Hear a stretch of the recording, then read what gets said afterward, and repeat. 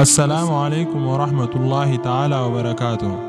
سينا وبليان ديرا لما خان أكانا مقدسي سينا مبوچي سميدا كيف فلا منا توكو خيسا وبليان لما خان ديراتو توري وبليان ديرا لما خان منا برنوتا تكاكا سمدري تكتي والإنبرتان غرو يرو هند منا برنوتا هنديمن يوني فارو توكو نسا منا برنوتا ديمي برو أمو خون هفي خلما فا ديما حالuma kanaan yeroo dheeraaf itti fufan haga barsiisaan isaan adabuu jalqabu garuu barsiisaan baay'ee qixaatee adabuus haalli isaanii kun hin jijjiiramne akkuma yeroo jalqabaatti tokkoon isaa dhufee tokkoon isaa hafa yeroo kana barsiisaan maatii keessayyaa je'ee mana barnootaa irraa ari'e guyyaa itti aanu guyyaa boqonnaa waan tureef barsiisaan osuma ganda tokko keessa dabaru jiru obboleeyyan lamaan kana isaanii hojii humnaa hojjechuu jiru arge yeroo kana bira gahee maaliif akka hojii humnaa kana hojjetan gaafateen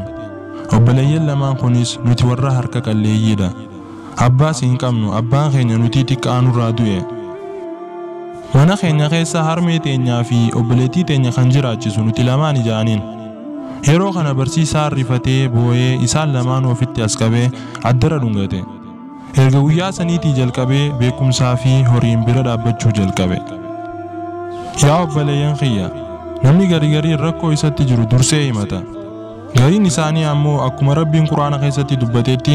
rakkoo isa mudattuufis nama kadhatee namaas hin gaafatu akkasuma yooniif isa laalte nama waa qabu fakkaata garuu yooniif sirri laalte kan rakkoon fuularraa mul'attu mee nama akkanaa kana gargaaruun cinaa haa dhaabbannu